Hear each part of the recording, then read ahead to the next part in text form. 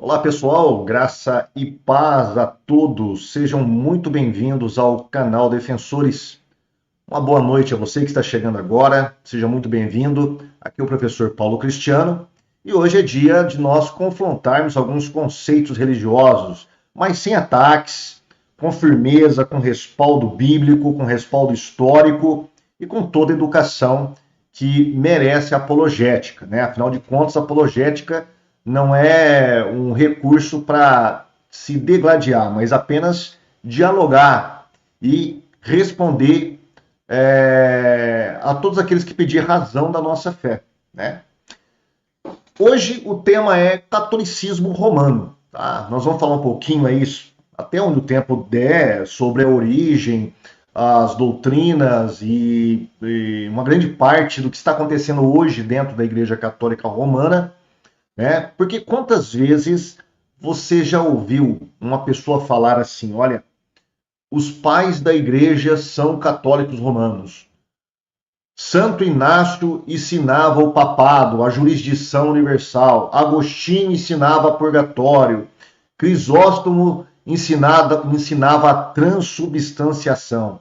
É como se os pais da igreja fossem todos alinhados ao catolicismo romano atual, né?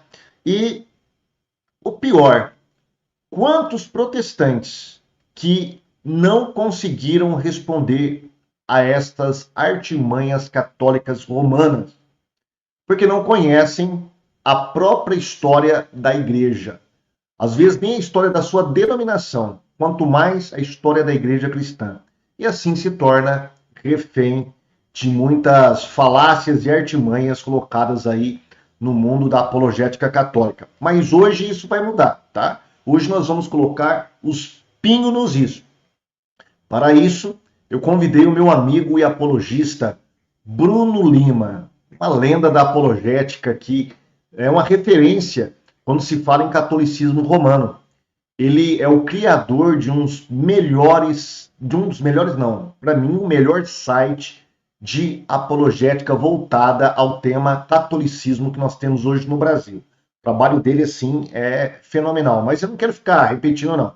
Eu quero chamar ele para nossa sala de bate-papo aqui. Nós vamos bater um papo hoje com o Bruno Lima. Vamos ver se eu consigo colocar ele aqui. Muito bem. Bem-vindo, Bruno. Boa noite, Boa Pastor noite, Paulo. Pastor Paulo. Boa noite a Boa noite todos aos os ouvintes. todos. Eu Eu agradeço aí as agradeço palavras aí as palavras em relação em ao meu relação ao trabalho. meu trabalho. E eu E eu espero que hoje a espero gente que tenha hoje a gente tenha uma live aqui uma live bastante aqui edificante bastante e tranquila. edificante. Claro, com certeza nós teremos sim. Ô, Bruno, muito obrigado, tá? Eu sei que você é uma pessoa muito ocupada e o tempo ele vale ouro para nós, né? Eu estava conversando agora há pouco aqui com o Gabriel Enes, né, lá do nosso grupo de apologética, e ele está querendo marcar uma live comigo também, e eu preciso ver o dia, né? O dia certo para a gente marcar, porque a nossa vida é uma correria também. E com certeza a sua também. Então, muito obrigado aí pela disponibilidade, por ter me atendido com todo carinho, com todo cuidado aí que Eu que merece. agradeço. Eu que agradeço. E hoje nós vamos falar um pouquinho sobre você. Vamos começar a falar sobre você. Quem é o Bruno Lima? Por que ele entrou para essa área tão espinhosa da apologética? Tá? Você é casado, tem filhos. Olha, já vou adiantando. Se você é casado e tem filhos, você já está no critério do ex-pastor Eduardo Faria para debater, tá? Porque ele colocou lá para o Lucas que o critério era o Lucas ser casado e ter filhos, né? Eu sou casado e tenho 2 filhos, mas ele não quis debater comigo, enfim. Mas talvez você tenha mais sorte.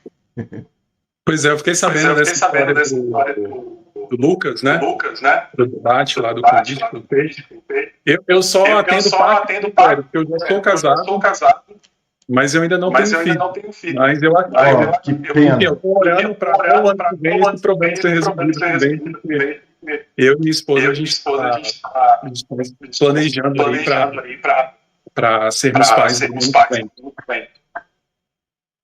Legal. Ô Bruno, como que você serve a Deus em qual denominação? E como que você entrou aí para o que te fez interessar pelo tema catolicismo romano?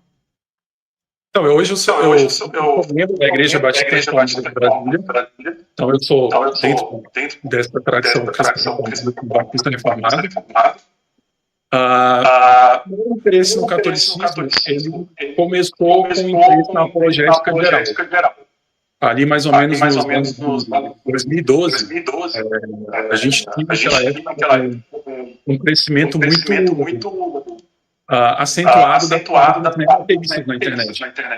Foi um período em que o neoateísmo estava em ampla expansão. Aqueles livros do Richard Dawkins, Sam Harris, estavam fazendo muito sucesso. E eu comecei a interessar por teologia em geral nessa época, por apologética, principalmente a apologética cristã mais generalista. E ali eu comecei a me interessar por páginas, né, que tratavam desse tema. E, inevitavelmente, as páginas estavam congregando católicos e protestantes, né? Havia digamos que um esforço em comum para combater o crescimento desse movimento neoateísta. O que eu percebi nessas páginas, no passado tempo, os católicos começavam a usar a apologética cristã para impor uma cosmovisão católica, né? Os protestantes geralmente mais econômicas, muitas vezes até faziam defesas contra ataques à Igreja Católica, principalmente em termos como a Inquisição, muitas vezes até usando argumentos muito precisos, né? E eu comecei a perceber que, pelo menos, estava crescendo católico na internet, que estava dando a conversão e apologética contra e ele estava se utilizando muito dessas páginas de apologética ateísta e também as páginas que falavam sobre conservadorismo político, né? Foi no ano de 2012, ele de um crescimento vertiginoso dessa vertente mais conservadora, do Olavo de Carvalho. E a partir disso, eu comecei a interagir mais com os argumentos católicos romanos. Eu percebi que o argumento católico era muito importante, ou seja, o catolicismo romano, ele geralmente não argumenta tanto a partir da Bíblia, ele argumenta mais a partir da história. E isso despertou curiosidade para estudar mais a história da igreja, para estudar as delegações católicas romanas, que à época estavam surgindo muitos protestantes, e foi aí que eu entrei na apologética com ênfase no catolicismo, justamente porque havia uma carência muito grande de material em português por esse tempo. Eu lembro que quando eu comecei a estudar o tema de forma mais séria, você tinha 2 ou 3 páginas que realmente tratavam de forma sistemática do catolicismo romano. Então eu percebi que havia no meio apologético protestante uma carência muito grande de material, principalmente material focado na história, material focado na patrística. E eu entrei de cabeça nisso, né? Comecei a ler bastante bibliografia a respeito. E a partir dessa bibliografia, eu lancei o site, as Respostas Cristãs. E lá eu comecei a publicar artigos que eram baseados nos estudos mesmo, né? Basicamente, os artigos eram um resumo do conteúdo que era apresentado nesse. Legal. Ô, Bruno, o pessoal está falando aqui que está com muito eco. A gente já conversou sobre isso, né? Eu vi um problema no áudio. Você parece que acabou de mudar agora, né? Tá arrumando ainda. Eu ainda não tive tempo nem de instalar a internet, mas eu estou um pouco aqui meio que sem tecnologia tecnológica suficiente para fazer uma live com a melhor qualidade. Olha, qualquer coisa, a gente pode voltar a fazer essa live novamente, não tem nenhum problema, tá? Vamos agradecer aqui a presença de alguns irmãos, do Jade Lima, do Miles, né, do Guilherme, do Ricardo, Everton Hermes, do Ricardo Ferreira de Oliveira, do Alan Nunes, do Joel Carvalho, do Gabriel Fernando. Quem mais aqui? Retaguarda, vamos ver o que ele falou aqui. O Bruno tá com eco. A maioria dos comentários aqui, Bruno. O Bruno tá com eco. No caso, o microfone não faz uma diferença, né? Não. Fala um pouquinho aí, Bruno, vamos ver. Porque eu coloquei o fone sem fio, o wireless, achando que isso poderia ter melhorado a questão. Você acha que melhorou agora? Melhorou. Tá melhor. Tá? Então, acho que você não tá melhor, então, o áudio. Eu acho que sim, eu acho que sim. Eu acho que o erro foi meu. Deixa eu ver aqui, vamos testar. A gente tá ao vivo aqui, é assim mesmo, né? Estamos fazendo os testes aqui. Vamos ver aqui, eu tô com meu amigo, o pastor Alexandre Faria. Eu não sei se você conhece ele, Bruno. Ele é da época da, deixa eu ver aqui, Márcia Popovic, lembra? Lembro. Ele ia debater sobre... Mas eu lembro.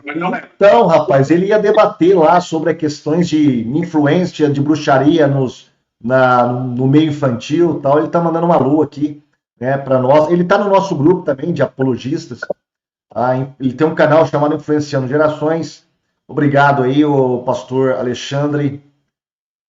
Quem mais aqui? O Aldo também. Manuel de Jesus. Vamos ver aqui. Manuel, a gente vai testar isso aqui agora, tá? Vamos ver se realmente vai melhorar o áudio aqui do Bruno com eu fechando o meu canal aqui, o meu microfone. O Maximiliano, duas grandes referências da apologética evangélica, série de grande nível. Obrigado, meu querido. Vamos, José Eduardo. Ser católico não mentir não justifica o catolicismo. Olha aí, a Nádia de Costa. Não dá para entender mesmo o que o Bruno diz. Vamos tentar resolver isso aqui, Nádia. E tem um monte de irmãos aqui também comentando. Conforme o Bruno vai falando, eu vou passando aí o que o pessoal vai comentando, tá ok? Eu acho que o problema é que o meu fone wireless não tá funcionando. Ele tá ligado aqui no Bluetooth, mas ele parou de funcionar. Tá. Deixa eu ver aqui. Veja se melhora agora. Vamos ver. Eu vou deixar você falar então. Olha, eu vou fazer uma pergunta. Tá ok. Quem fundou a Igreja Católica foi de fato Constantino? Porque essa tem sido um tema para live de refutações aí de muitos católicos, né? Porque alguns que se dizem, né, protestantes, como o senhor Rodrigo Silva, foi a público falar que Constantino aí tem algum mérito na fundação da Igreja Católica. A gente sabe que isso parte, claro, dos livros de Ellen White, que não tinha base histórica alguma para falar isso. Mas os adventistas vivem repetindo isso, e é claro que isso aí dá pano para manga, né?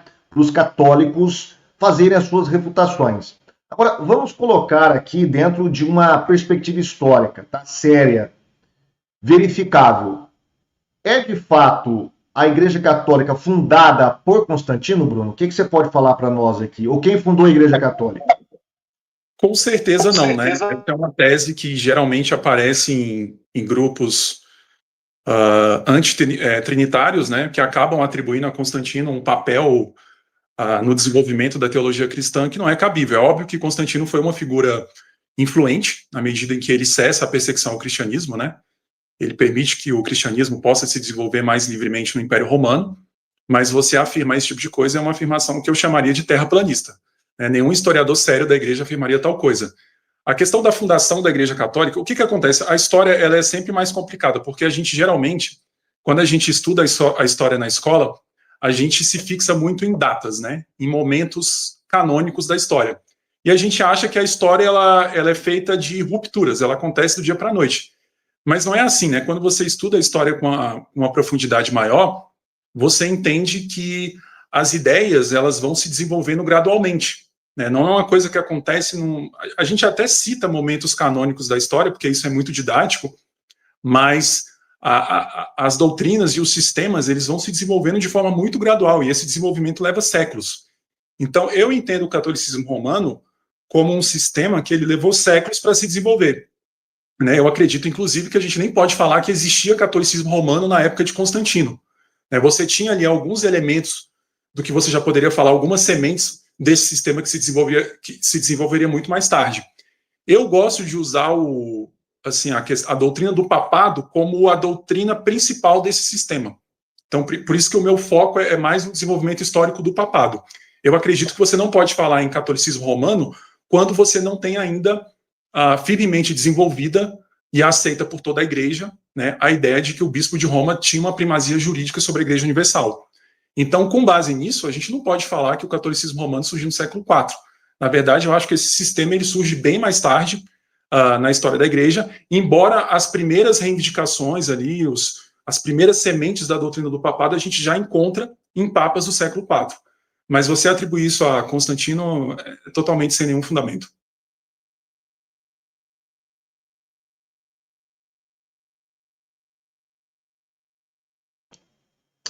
Estava só tirando aqui o silêncio do meu microfone, porque eu acho que melhorou o seu com eu silenciando o meu. Ah, que bom.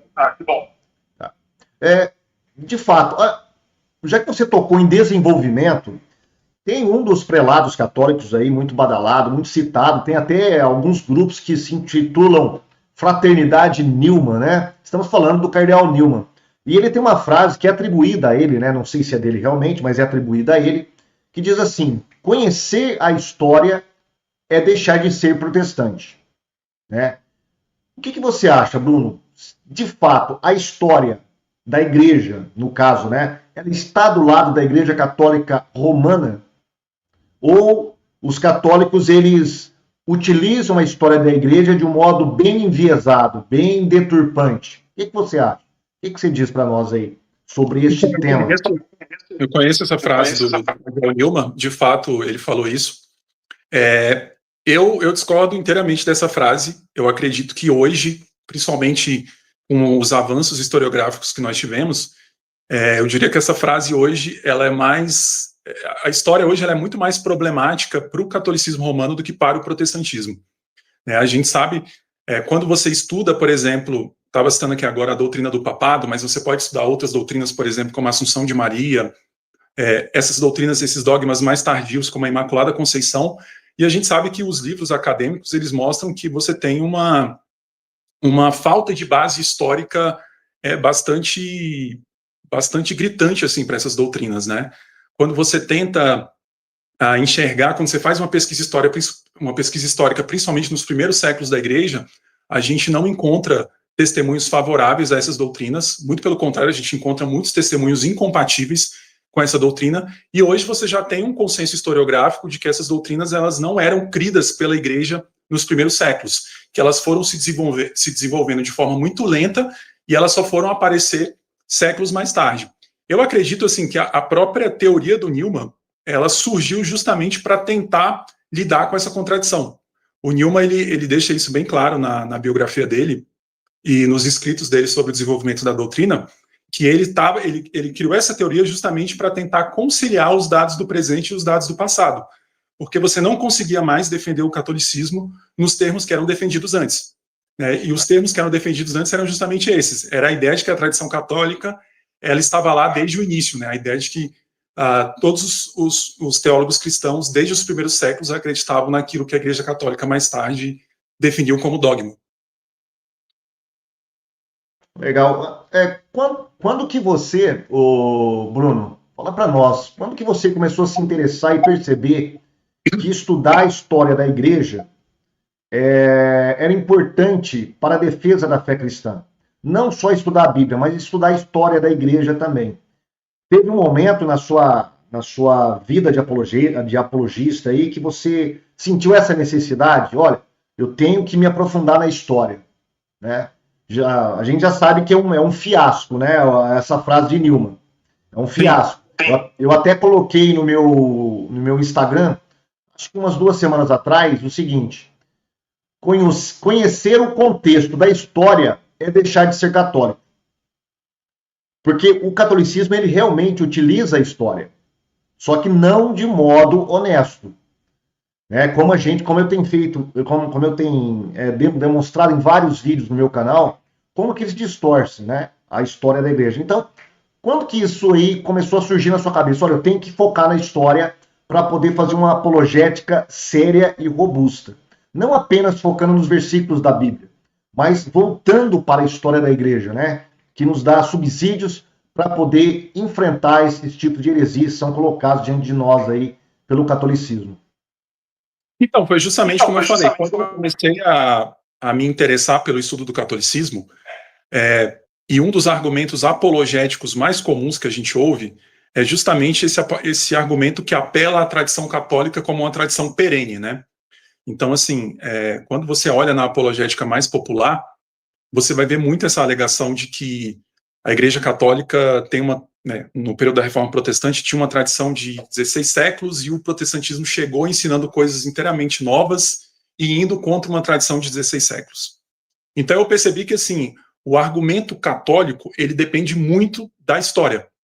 Então, se você vai lidar com essas outras denominações cristãs que fazem afirmações exclusivistas, né, afirmações de serem a única e verdadeira Igreja de Cristo, você acaba precisando lidar com a história da Igreja.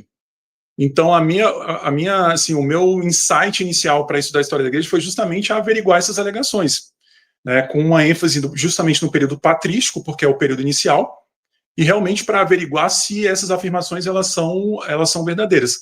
E uma das coisas que eu percebi, assim, foi uma das coisas que mais me chamou a atenção e me incentivou a iniciar um trabalho apologético, é justamente a diferença das alegações de apologistas católicos e de acadêmicos católicos.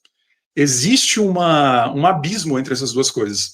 Uma coisa que eu percebi na apologética católica brasileira naquela época, ali pelos anos de 2016, quando eu comecei, e que ainda permanece sendo verdade hoje, é justamente a absoluta falta de diálogo com fontes acadêmicas. Você vê, às vezes, vídeos assim, de 2 horas, 3 horas falando sobre a doutrina católica e a pessoa não cita uma referência bibliográfica. Você pega vídeos de apologistas mais conhecidos, por exemplo, como o Padre Paulo Ricardo, Guilherme Freire, esse pessoal mais ligado ali ao Brasil Paralelo também, né? E assim, você não tem nenhuma referência bibliográfica. E eu digo, assim, com conhecimento de causa, que a maior parte do meu conhecimento sobre história da igreja, eu diria que 70%, 80% do que das bibliografias que eu usei para conhecer melhor a história da igreja foram escritas por historiadores católicos romanos ou por teólogos católicos romanos. Então, a primeira coisa que eu percebi foi o seguinte: existe uma distância, assim, existe uma diferença de reivindicação brutal. Quando você pega, por exemplo, o livro do Klaus Schatz, sempre que alguém me pergunta assim, qual livro sobre o papado de uma perspectiva católica romana você recomenda? Eu sempre falo o livro do Klaus Schatz, que é um jesuíta alemão que escreveu sobre o desenvolvimento do primado papal. Na minha opinião, ele é a melhor obra de uma perspectiva católica.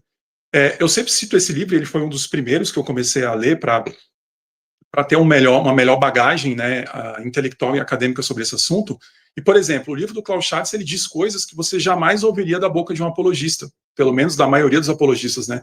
Ele diz que no século I, século II ou século III da história do cristianismo, se você perguntasse a alguém, fazendo aqui uma paráfrase, né, se você perguntasse a algum cristão se ele acreditava que o bispo de Roma era o chefe de toda a igreja, esse cristão certamente diria que não. Então, quando você analisa mais assim os historiadores, a academia mesmo, uma coisa que me chamou muita atenção é que havia um consenso muito maior entre os historiadores protestantes, ortodoxos, orientais e católicos, por exemplo, no que trata do papado. Mas quando você vai para outras doutrinas também, como o purgatório, Imaculada Conceição, Assunção de Maria, enfim, e tantas outras, transubstanciação, você percebe assim que as reivindicações acadêmicas são muito mais modestas. Então eu percebi que havia uma ausência, e ela ainda existe ainda hoje, de a gente trazer o debate apologético, trazer uma maior qualidade para esse debate, justamente trazendo essas fontes acadêmicas, e hoje você já tem um consenso muito razoável sobre muitas coisas a respeito da história da igreja. E respondendo assim sobre a questão de você deixar de ser protestante a partir do momento que você começa a estudar a história da igreja, assim, eu particularmente eu fiquei mais convicto da minha fé protestante. E a razão para mim é muito simples. Eu acho que quando você estuda a história a partir de fontes críticas, ou seja, quando você não fica refém dessas fontes apologéticas, você começa a ter uma visão menos idealizada da história da igreja. Eu acho que os católicos, em geral, eles têm uma visão extremamente ingênua e idealizada não só da igreja em si, da instituição Igreja Católica, mas eles têm uma visão muito ingênua e muito idealizada da história, né? Assim, o simples fato de alguém acreditar que todo mundo, em todas as eras, acreditou naquilo que o catolicismo ensina hoje, já é por si só uma afirmação muito ingênua. Quando você vai olhar a história da igreja, você vai ver que as coisas são muito mais complicadas do que isso. A história da igreja é muito mais complexa. Ela é cheia de disputas. Quando você diz assim, por exemplo, os pais da igreja ensinaram X, provavelmente você está errado, porque havia muita controvérsia. Você não tem assim uma história perene, uniforme. né? Às vezes você vê alguns vídeos, principalmente de católicos mais tradicionalistas, que chegam a um ponto de dizer coisas do tipo assim, os apóstolos celebravam uma missa em latim. Eu já vi vídeos de católicos defendendo que os apóstolos falavam latim, que eles tinham igrejas que eram adornadas com muitas imagens, assim.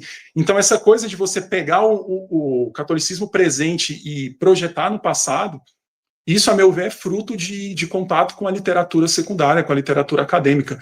Eu acho que o protestantismo, ele tem uma visão mais sóbria da história. Acho que a gente tem uma visão mais equilibrada. A gente não vê a história como... A gente vê a história muito mais como uma ferramenta descritiva do que prescritiva. Por isso que a nossa autoridade maior é a escritura. Isso não quer dizer que a história não seja útil. Ela é muito útil na questão apologética, também para refinar a nossa teologia. A gente sempre tem que olhar para o passado, porque nós sempre temos teólogos importantes que já discutiram esses temas e eles deram contribuições importantes. Mas a gente tem uma visão menos idealizada da história. Assim, a história ela não pode ser vista de uma forma em que a gente está sempre utilizando argumentos anacrônicos ou a gente está sempre tentando procurar o presente no passado. E hoje, se você abrir qualquer manual da história da igreja, você vai ver que não é assim que os historiadores lidam com o passado. Por isso que, assim, para mim, estudar a história da igreja me ajudou a firmar ainda mais a autoridade da escritura. Porque quando você apela à tradição, por exemplo, falando das outras autoridades que geralmente são apresentadas, né, você basicamente está fazendo afirmações de natureza histórica. E assim, quando você olha as contradições dos apelos à tradição, quando você analisa muitas vezes a falta de confiabilidade dos relatos, os problemas críticos textuais, né, muitas vezes o grau assim, absurdo de interpolações que você teve, apesar de que a crítica textual evoluiu muito nesse sentido, você percebe que a tradição e a história ela não tem o mesmo, ela não pode nos dar o mesmo grau de firmeza, ela não tem a mesma coerência que a escritura tem. Por isso que eu acho que o protestantismo ele acaba se sobressaindo nisso, porque ele não precisa idealizar a história como essas outras tradições precisam, como é o caso do catolicismo romano ou até mesmo a ortodoxia oriental. Ó, esqueça que eu tenho que tirar aqui o mute meu, porque senão fica dando eco aí. Ô Bruno, eu tenho uma pergunta aqui da Nádia. Ela fez uma pergunta aqui interessante, tá? Eu gostaria que você nos ajudasse a responder aqui. Vamos colocar aqui. A Nádia, ela fala o seguinte, ó, Bruno, hoje peguei minha avó protestante rezando o terço, por influência de uns católicos de internet. O que você tem a dizer para ela, professor? Ela está aqui assistindo. É evangélica Cetaura. Acho que esse é o nome dela. Então, eu acho que é uma falta de... Assim, eu não tenho como falar com toda a certeza, porque eu não conheço a avó da nossa irmã, né? Então eu só posso conjecturar. Mas o que há muito hoje em igrejas evangélicas, por exemplo, é uma falta de ensino bíblico, assim, e uma falta de confessionalidade, né? Existe uma falta de ensino no sentido do que é ser evangélico, o que é ser protestante, o que o protestantismo acredita, né? Isso para não falar, por exemplo, de muitas correntes hoje no evangelicalismo brasileiro que até mesmo rejeitam a igreja, né? Rejeitam o ensino formal da igreja. Então, eu acredito que, como o Brasil é um país em que a população ela é naturalmente sincrética, né? O catolicismo brasileiro, por exemplo, ele tem bastante sincretismo. O evangelicalismo, até pouco tempo atrás, você não via muito sincretismo, mas hoje você começa a ter, como existe uma falta de ensino bíblico sólido, a falta de uma presença maior em escola bíblica dominical, como as pregações, muitas vezes, a depender da igreja onde você está, são pouco instrutivas. As pregações hoje, infelizmente, muitas igrejas viraram mais palestras de autoajuda. Você acaba tendo isso, assim, você acaba tendo uma população que não tem uma consciência clara do que é ser evangélico, do que é ser protestante, por que a gente acredita no que a gente acredita, né? Existe uma falta de apologética também em favor das confissões protestantes de fé, e isso acaba fazendo com que as pessoas vejam, não consigam ver claramente o que é uma doutrina bíblica, o que não é, ou seja, ela vê qualquer líder religioso que está falando de Deus, tem ali uma boa estética, tem ali uma boa oratória, e ela acha que isso é o cristianismo verdadeiro. Então, o que eu recomendo à nossa irmã que faça com a sua avó é, de forma muito amorosa e muito caridosa, começar a incentivá-la a estudar mais a Bíblia, e que ela seja essa pessoa, né? Ela seja essa pessoa que vá trazer o ensino bíblico para a avó dela. Muito bom. Sem falar, né, Bruno, que o rosário, o terço, ou qualquer um desses apetrechos aí que foram inventados muito tempo depois dos apóstolos, eles não têm certificação cristã genuína apostólica, né? Você não via Paulo ensinar terço ou Paulo ensinar rosário ou qualquer coisa parecida que existe hoje dentro do catolicismo romano, né? Pelo contrário, Jesus ele disse que você não será ouvido pelo muito ficar repetindo frases. E é justamente isso que o terço, o rosário faz. Ficar repetindo Ave Maria, Pai Nosso e por aí vai, né? A pessoa, ela nem sabe o que ela está fazendo, ela está repetindo frases como se fosse um mantra, né? Aqueles mantras hindus que a pessoa fica repetindo até entrar no estado de inconsciência, sei lá o quê. Eles acham que isso trará algum benefício para eles, sendo que Jesus ele ensinou de um modo bem racional que nós devemos conversar com Deus como eu converso com você. Nós estamos conversando aqui, né? Como eu converso com a minha esposa, com os meus amigos, porque Deus é o nosso amigo. Então nós devemos chegar para Ele e expor a nossa alma. Agora, quando você reza o terço ou você reza algum tipo de rosário, um rosário, o que você está expondo da sua alma ali? Nada. Você está repetindo, repetindo, repetindo e repetindo. Você não tem essa consciência que Jesus exigiu de nós, né? Então, a primeira coisa que eu faria é abandone isso, porque isso não é cristianismo, isso não está na palavra de Deus, não foi ensinado por nenhum apóstolo. Aliás, os primeiros cristãos não tinham essa ideia de terceiro, veio muito tempo depois. Isso é bem recente, né? Agora, ô Bruno, vamos voltar aqui para a questão da história, tá? Você falou muito aí de patrística, mas por que então os apologistas católicos eles vivem fazendo propaganda de que ao ler a patrística a pessoa se torna católica? Eu tenho até aqui uma página, deixa eu ver aqui, do chamado Tradutor Católico. Ele colocou um vídeo aqui do Steve Hay, que é um apologista norte-americano. Ele contribui lá com o Respostas Católicas, que é um site, uma comunidade lá, uma instituição de apologética católica norte-americana.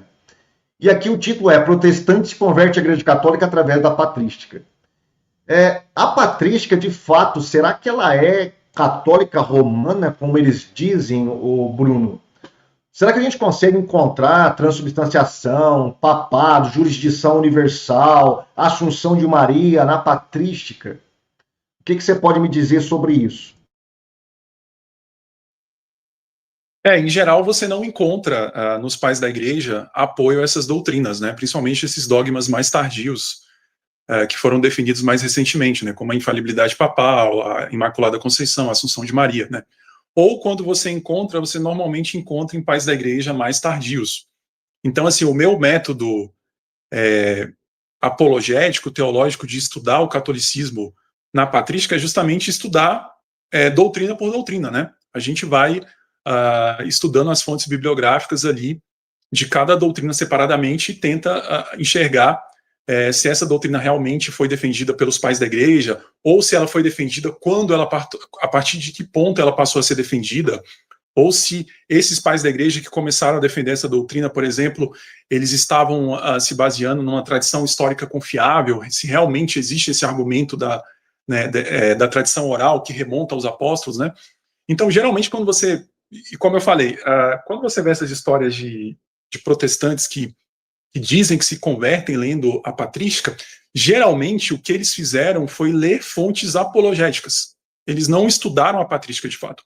Até porque não é um assunto simples, tá? Quando você fala patrística, a gente está falando aí de 5, 6 séculos de escritos cristãos, né? Então, existe até mesmo uma questão temporal, né? Os pais da igreja do século II não são, assim, você tem desenvolvimentos que você não tem no século II, que você vai encontrar no século IV, você tem os pais da igreja do século III, geralmente os manuais patrísticos fazem uma divisão entre pais antinicenos e pais pós-nicenos. Então, assim, é um assunto muito complexo. O que eu vejo muito, assim, nesses apelos à patrística, geralmente pessoas que elas, basicamente, estudaram fontes apologéticas, ou seja, elas não estudaram fontes realmente sérias sobre os pais da igreja. E aí eu acho que entra também o problema da falta de ênfase dos protestantes nessa questão dos pais da igreja. Porque pela experiência do que eu vejo, principalmente assim nessas comunidades de internet, quando você tem uma narrativa e ninguém combate essa narrativa ela simplesmente se passa como verdade, né? Você tem, né, eu acabei até mesmo agora de ver um vídeo do Lucas Banzoli em que ele fala daquele padre, esqueci o nome dele agora, o padre, acho que é padre Eduardo, José Eduardo? José Eduardo, isso. O padre José Eduardo, por exemplo, dizendo que Inácio de Antioquia escreveu uma carta a Maria, que é uma coisa completamente absurda, assim, nenhum acadêmico sério defenderia essa ideia. Assim, é um consenso acadêmico, por exemplo, que aquelas cartas, que há algumas cartas espúrias de Inácio, inclusive a data provável dessas cartas é século IV, século V, ou seja, muito tempo depois do período em que Inácio viveu no século II, e essas afirmações, assim, completamente absurdas sobre os pais da igreja, são feitas, assim, diariamente nas comunidades na internet, no YouTube, e elas não são combatidas. Como elas não são combatidas, assim, como você não tem, assim, uma apologética protestante mais ferrenha, né, nessa questão, elas acabam se passando como verdade. Uma das coisas que eu percebi, pelo menos na época que eu comecei a escrever, e geralmente antes de escrever um artigo, por exemplo, sobre os pais da igreja e qualquer doutrina que fosse, eu dava uma varrida na internet brasileira, né, procurando artigos católicos sobre a mesma questão. Na época, por exemplo, eu li muitos artigos do Veritatis. Né, tem um outro site também, que até hoje eu acho que ele é bastante ativo, chamado Apologistas Católicos também. E assim, quando eu vi os sites, como eu já tinha tido algum contato com a bibliografia, né, antes de fazer os artigos eu já tinha lido alguns livros, assim, eram afirmações completamente absurdas. Eu lembro, por exemplo, de um artigo do Veritatis em que ele citava o apóstolo André como testemunha de alguma doutrina católica, que eu não lembro agora. Não sei se era o purgatório, era a intercessão dos santos, alguma coisa assim. Ele citava o apóstolo André. Eu falei, nossa, eu não sabia que o apóstolo André tinha escrevido alguma coisa. Ele deixou algum escrito. Aí quando você ia ver o documento, era um apócrifo. Né? Era um daqueles muitos apócrifos que eram atribuídos a apóstolos. Né? Esse processo de atribuição de livros a apóstolos foi muito comum ali a partir do século II, e eles estavam citando aquilo como se fosse do próprio André. Então, assim, a gente vê afirmações assim muito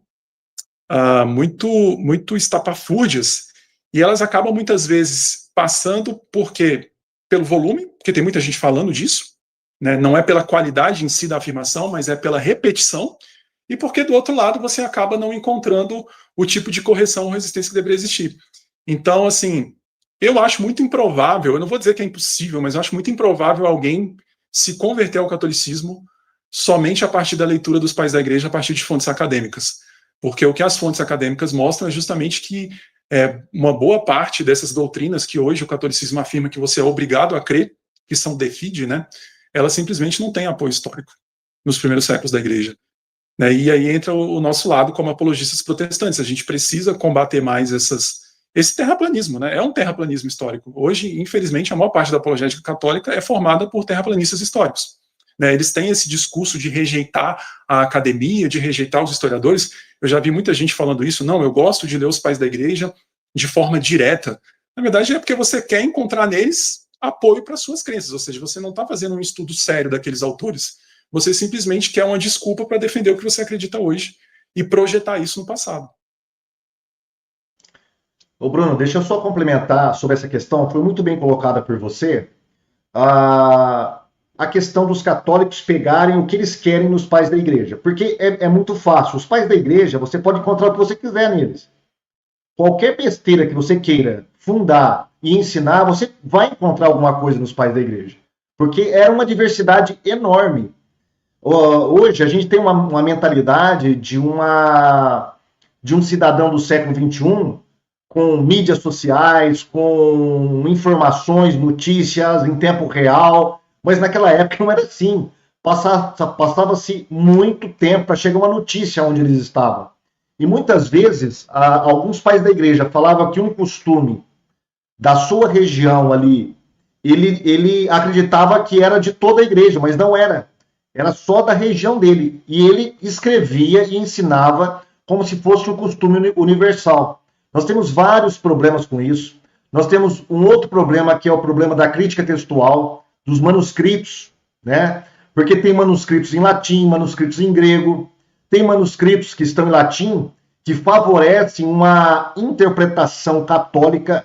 Quando você vai ver nos manuscritos gregos, não, aquela frase não está lá, que favorece uma doutrina católica, por exemplo, ou um pai da igreja falando alguma coisa favorável a um bispo romano. Então a gente tem todos esses problemas. Além disso, nós temos uma outra questão. Muitas coisas que eles ensinavam, tá, parecia ou parece com alguma doutrina católica atual. Por exemplo, quando eles falam em tradição, por exemplo, lá em Irineu fala sobre a tradição. E aí é muito fácil um católico pegar Irineu e falar assim, tá vendo? Irineu ensinava sobre tradição, a Igreja Católica atual ensina sobre tradição, então Irineu era católico romano. Você vê, é muito fácil você enganar as pessoas assim. Por que eu digo enganar? Porque quando você vai na fonte, em loco, observar o que Irineu está falando, a tradição que Irineu fala não tem nada a ver com a tradição colocada, inventada hoje pelo catolicismo romano.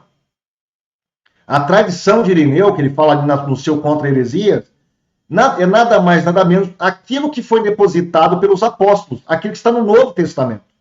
Isso é tradição apostólica. Não é nada sobre Maria, Assunção de Maria, papado, purgatório, coisa parecida que eles falam que vem da sua tradição. Né? Então a gente tem muitas pessoas, muitos evangélicos não sabem disso, né? E por essa ignorância se tornam presas fáceis na mão desses católicos. Eu fiz um vídeo há um tempo atrás, uma série de vídeos sobre patrística, onde eu coloco todos esses problemas, né? Os problemas que a patrística apresenta e como que os católicos utilizam esses problemas em causa própria para poder dar um ar de que os pais da igreja eram todos católicos romanos, como se eles, né, até aquele diácono, o diácono Mariano, ele fez um vídeo me refutando em uma palestra que eu dei sobre catolicismo, e aí nesse vídeo ele fala que Irineu vestiu uma mitra. A mitra, cara. Irineu, no segundo século, ele vestia mitra. Ele tinha uma mitra, pelo amor de Deus. Então, você vê que o anacronismo é assim, é crasso entre esses apologistas. Né? Eu fico vendo alguns vídeos desses apologistas católicos hoje e, sinceramente, eu fico com dó dessas pessoas, porque são vítimas de vítimas. Como você disse muito bem, essas pessoas, elas estão, entre elas e a academia de historiadores, de teólogos católicos, há um abismo enorme. Esse pessoal está com a cabeça voltada para a Idade Média ainda. Eles utilizam ainda documentos da Idade Média, eles utilizam ainda aquela igreja medieval, porque eles idealizam essa igreja medieval. Uma igreja que não existe hoje dentro da Igreja Católica Romana. Então, esse pessoal, eles estão apartados até da sua própria igreja, do sentido da identidade do catolicismo romano. Só fazer uma observação para eu não perder o fio da meada do comentário que você fez. Esse exemplo que você deu, ele é um ótimo exemplo de como você, por falta de uma literatura secundária, uma literatura mais robusta sobre os pais da igreja, você pode facilmente ler nos pais da igreja aquilo que não está lá. Por exemplo, justamente essa questão da palavra tradição. Né? Você pega... Eu costumo até usar esse exemplo, né? O católico, quando ele vai ler os pais da igreja, ele usa os óculos de Roma. Né? Se você usa óculos com lentes vermelhas, você enxerga tudo vermelho. Se você usa um óculos com lente amarela, você vai enxergar tudo amarelo. Então, se você vai nos pais da igreja procurar, se o seu objetivo é só tentar achar ali uma prova para a sua religião, é óbvio que se você ler a palavra tradição, você vai imaginar que é o quê? Que é o que a gente vê muito na apologética, né? Essa tradição como doutrinas, né, conteúdo revelacional extra-bíblico, né? Essa ideia de uma tradição que suplementa a escritura, com doutrinas que não estão na escritura. E assim, isso é uma ideia bastante estranha ao período patrístico. Você tem até ali alguns casos em que ainda tem alguma controvérsia, por exemplo, Basílio de Cesareia, mas a maior parte dos pais da igreja, quando eles se referiam à tradição, eles não estavam se referindo a algo que tinha um conteúdo materialmente distinto da escritura. Essa ideia da tradição como um conteúdo suplementar, isso foi muito forte, principalmente no Concílio de Trento, e principalmente nos teólogos pós-Trento. né, foi muito forte, inclusive, na questão da apologética contra os reformadores. Né, como ficou ali muito claro que era muito difícil você provar determinadas doutrinas católicas usando a Escritura, adotou-se o que se chama de teoria das duas fontes, que é justamente essa ideia de que a revelação foi preservada parte na Escritura, né, então você tem doutrinas que estão na Escritura, e você tem doutrinas que foram preservadas apenas oralmente, e elas são extra-bíblicas. Só que você observa como, fazendo um gancho com a sua segunda observação de que o catolicismo que você tem hoje na apologética católica, ele destoa do catolicismo atual, né, o catolicismo pós-Vaticano II, a maioria dos teólogos católicos hoje, como Joseph Ratzinger, Yves Congar, Luigi Gambero, por exemplo, eles já defendem hoje uma ideia de tradição que é diferente dessa ideia. Eles já não defendem essa ideia de que a tradição é um suplemento doutrinário da Escritura. Eles já entendem, sim, que todas as doutrinas católicas, né, e doutrinas cristãs, elas estão materialmente contidas na Escritura, apesar de eles adotarem a ideia de tradição viva, né, o conceito de desenvolvimento doutrinário. Isso me leva a uma segunda observação. Você tem hoje no catolicismo, eu diria que mundial, mas brasileiro também, você tem hoje dois grandes movimentos. É óbvio que eu vou ser um pouco reducionista aqui, mas eu acho que é bem didático. Você tem um catolicismo pós-Vaticano II, que tem o espírito do Vaticano II, geralmente é um catolicismo mais ecumênico, geralmente ele tem um diálogo interreligioso mais fraternal com os protestantes, considera os protestantes irmãos separados e tal. E você tem esse catolicismo que ainda guarda o espírito do Concílio de Trento, que é um catolicismo pré-Vaticano II, e isso, né, essa divisão ficou muito clara nessa controvérsia recente do Centro Dom Bosco. Então, assim, esses católicos pré-Vaticano II, eles acabam realmente, muitas vezes, estando em desacordo até mesmo com o clero atual. Quando você pega o clero atual da Igreja Católica, quando lida com questões, até mesmo da patrística, essas questões envolvendo a tradição, né, a gente percebe que na apologética, principalmente, esse catolicismo pré-Vaticano II, esse catolicismo que ainda está imbuído desse espírito do Concílio de Trento, ele é mais presente na apologética, né? Ele tem uma presença mais acentuada na apologética. E eles acabam muitas vezes usando argumentos que até na própria teologia católica já foram superados, como é esse caso do exemplo da tradição. Então, por isso que eu acho que, assim, os protestantes, quando eles vão discutir com católicos romanos, eu acho que eles não podem ceder à história da igreja, né? A gente precisa defender a história da igreja não como nossa, mas a gente precisa defender como ela realmente foi, e principalmente porque essa é uma disputa que, se você olha no ambiente acadêmico, ela já foi perdida, né? O catolicismo romano ele já perdeu o argumento histórico.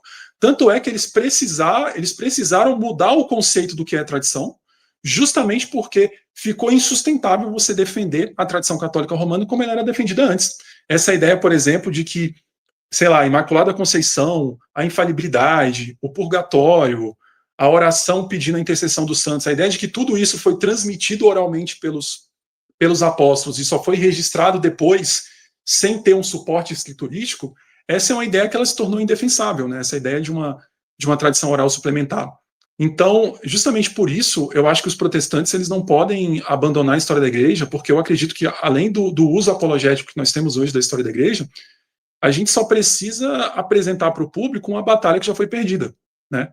Eu vejo assim claramente que essa mudança do conceito de tradição, ou seja, quando eles saíram dessa ideia da tradição como aquilo que sempre foi crido pela igreja, né, usando aquele adágio do Vicente Lérins, né, aquilo que foi crido por todos em todas as épocas, em todos os lugares, né, eles tiveram que abandonar esse conceito e adotar uma teoria do desenvolvimento da doutrina, justamente porque o uso antigo ficou insustentável.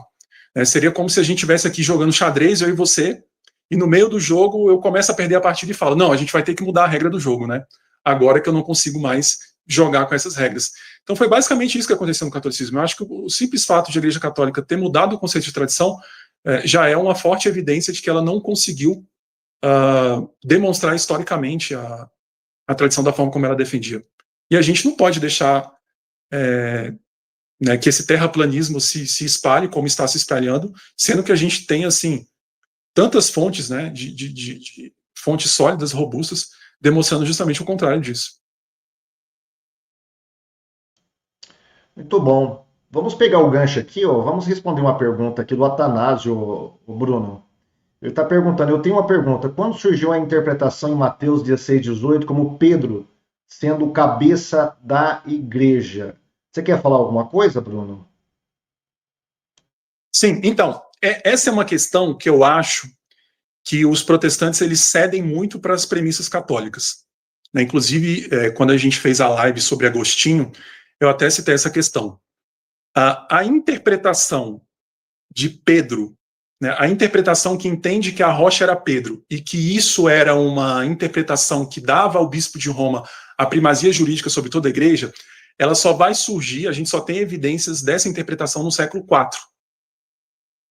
O que nós temos, por exemplo, a gente tem no século III um pai da igreja chamado Cipriano, que ele interpreta Pedro como sendo a rocha, mas ele não tem uma interpretação papista do texto.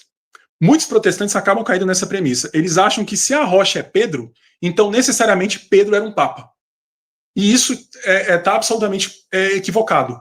Justamente porque você tem formas de interpretar Pedro como sendo a rocha que não necessariamente levam a essa premissa papalista. Você tem como interpretar isso de uma forma, como Cipriano fazia, sem ceder para a ideia de uma primazia jurídica universal do bispo de Roma. Para quem não conhece Cipriano é uma das vozes mais claras do século III, justamente contra a tentativa do bispo de Roma de impor uma tradição à igreja norte-africana. Ainda que ele interpretasse Pedro como sendo a rocha, ele entendia que Pedro atuava ali como um símbolo da unidade do colegiado dos bispos. E não necessariamente que Pedro tinha uma primazia jurídica sobre os demais apóstolos. Agora, se você for fazer uma varredura geral nos pais da igreja, você vai ver que os pais da igreja interpretaram também que a rocha era Cristo e também interpretaram que a rocha era a confissão de Pedro. Inclusive, a interpretação que você mais encontra é justamente a interpretação de Pedro, de que a rocha era a confissão de Pedro. Mas mesmo entre aqueles que interpretavam que Pedro era a rocha, você só vai encontrar essa interpretação papalista nos próprios bispos de Roma, e isso somente a partir do século IV. Então, eu acho que, assim, ainda que você assuma, né, eu particularmente entendo, assim, pela melhor exegese do texto, eu entendo que a rocha era a confissão de Pedro, mas ainda que você assuma que Pedro era a rocha, daí para você afirmar o papado, tem uma quantidade enorme de premissas aí que simplesmente não estão naquele texto. Você precisa recorrer ao restante do Novo Testamento. E o restante do Novo Testamento deixa bem claro, principalmente quando você olha as epístolas paulinas, que Paulo não via Pedro como um chefe jurídico ou como alguém que tinha um primado jurídico acima dos demais apóstolos. Só complementando isso aí, eu não sei precisar agora o nome desse autor católico, desse historiador católico, eu li algum tempo atrás, eu tenho guardado, mas ele diz que talvez o primeiro bispo romano a reivindicar a interpretação de que Pedro era a pedra do qual Jesus estava falando e ele, no caso, era o sucessor de Pedro, parece-me que foi Vítor, bispo romano, tá? Segundo esse historiador católico, claro. Agora, como você disse, muitos católicos, principalmente historiadores mais abalizados, que estudaram, que vasculharam a história da igreja, de todos os pais da igreja, eles encontraram 77 confissões a respeito deste versículo. Das 77, mais de 44 delas, alguns falam mais de 44, é de que a pedra ali, na verdade, seria a confissão de Pedro. 16, que Jesus é a pedra. E eu sou adepto dessa teoria, de que Jesus é a pedra. E 17, de que Pedro era a pedra. Só que desses 17, a gente tem que tomar cuidado. Muitos pais da igreja acreditavam que Pedro era a pedra. Por exemplo, Tertuliano acreditava, como você bem disse aí. Só que ele acreditava que Pedro sozinho era a pedra e mais ninguém. Não eram os seus sucessores que iriam receber esse status de ser a coluna da igreja. Ele acreditava que particularmente Pedro só, acabou ali. Outros, por exemplo, como Cipriano, acreditava que Pedro era pedra, mas no sentido de Pedro ser um representante de toda a igreja, de todos os bispos. Então, todos os bispos, para ele, era pedra também. Só que Pedro, por uma questão de unidade, ele diz textualmente isso em uma das suas cartas, ele deixou Pedro como a representação dos demais apóstolos ali. Mas todos são pedra, como diz Orígenes. Todos somos Petros. Orígenes diz isso textualmente. Então, é interessante isso aí. Tem uma pergunta aqui, o Bruno, do Robson. Vocês poderiam me explicar um pouco mais sobre o desenvolvimento de doutrina e isso pode ser usado contra o catolicismo? Eu acho que você já falou um pouquinho sobre isso, né? Você quer dar um retoque aí, colocar com mais detalhes? Sim, então, o primeiro problema da adoção da teoria do desenvolvimento da doutrina, né, é justamente o fato de que ela não é tradicional. Assim, você tem uma igreja que sempre apelou a uma tradição, a uma continuidade histórica. Mas a própria ideia do desenvolvimento da doutrina é uma ruptura com essa ideia de tradição. Você tinha, por exemplo, um apologista galicano católico romano chamado Bossuet, e ele foi muito famoso no tempo dele, se não me engano, ele escreveu no século XVIII ou século XVII. E o argumento que ele mais usava contra os protestantes era justamente esse. A doutrina católica é a doutrina crida desde sempre. Ou seja, desde os apóstolos até os nossos dias, essas doutrinas sempre foram cridas pela igreja, né? Era usado muito, tem um autor cristão do século V também, chamado Vicente de Lérins, que ele defendia justamente isso, né? Ele defendia que um critério que você poderia usar para defender, para entender qual que era a verdadeira doutrina de uma corrupção, era justamente que a verdadeira doutrina é aquilo que foi crido por todos, em todas as épocas, em todos os lugares. Então ele apelava ao consenso universal da igreja. E como você falou bem, até fazendo um gancho com o que você falou, muitas vezes esse consenso ele era muito superestimado, né? Eu vou dar um exemplo aqui. Por exemplo, Agostinho ele apelava à ideia de que o batismo infantil tinha sido praticado na igreja desde sempre, em todos os lugares, em todas as épocas, em todo o tempo, né? Só que hoje, a partir da pesquisa histórica, você tem livros, inclusive livros escritos por teólogos pedobatistas, né, que defendem o batismo infantil, que mostram que muito provavelmente o batismo infantil não foi praticado no tempo dos apóstolos, e ele começou a ser praticado ali mais ou menos na segunda metade do século II. Então, existia ali também um problema de verificabilidade histórica, né, quando você fazia essas alegações. Então, assim, esse era o argumento do catolicismo contra os reformadores, né? O argumento principal é justamente isso, a ideia de que as doutrinas católicas elas poderiam ser rastreadas ao longo da história da igreja até fontes apostólicas. Obviamente, como a gente falou, os métodos historiográficos evoluíram muito, você tinha muitas interpolações que eram usadas para apoiar essas doutrinas, exemplo, essa carta de Inácio, por exemplo, que o padre citou lá, ela foi, por exemplo, muito citada no período medieval. Então, muita coisa que se citava, percebeu-se que não eram interpolações. E a própria evolução do método historiográfico fez com que você não conseguisse mais defender essas doutrinas católicas com base nessa ideia de uma tradição perene, de uma tradição historicamente demonstrável. E aí, no século XX, a Igreja Católica começou a defender cada vez mais essa ideia do desenvolvimento da doutrina, que é basicamente o seguinte: as doutrinas católicas, a gente até afirma que elas estavam presentes no início, mas elas estavam apenas presentes como uma semente. E o próprio cardeal Newman, ele gostava muito de usar essas analogias, né? Essas analogias de crescimento de plantas, de crescimento do corpo humano. Então a doutrina estava lá na forma de semente, e só séculos e séculos, no caso mais de milênios, essas doutrinas aparecem depois, de forma muito mais tardia, né? Então, assim, acho que o primeiro problema é justamente que é um rompimento da própria tradição católica. E não faz sentido você falar que um magistério infalível, por isso que eu citei o exemplo do jogo de xadrez, né, de você mudar a regra do jogo no meio do jogo. Não é o que você espera de um magistério infalível que ele precise redefinir de uma forma tão substancial o próprio método, né, o próprio conceito de tradição dessa forma, né? Se a Igreja Católica realmente fosse infalível, essas mudanças não seriam esperadas. O outro problema com o desenvolvimento da doutrina é que, assim, e os críticos do desenvolvimento da doutrina afirmam isso, é que você só consegue enxergar a semente depois que a árvore já cresceu. Tipo assim, você acaba sendo extremamente anacrônico. Depois que a doutrina já está desenvolvida, depois que ela já foi definida, você então começa a olhar para o passado. Você olha para o passado a partir do resultado presente. Então você acaba desenvolvendo um método extremamente anacrônico, porque aí, quando a árvore já está crescida, aí você consegue olhar e apontar uma série de elementos lá no passado que eram obscuros e afirmar que era a semente dessa doutrina. Ou eles vão falar coisas do tipo, os pais da igreja acreditavam de forma implícita.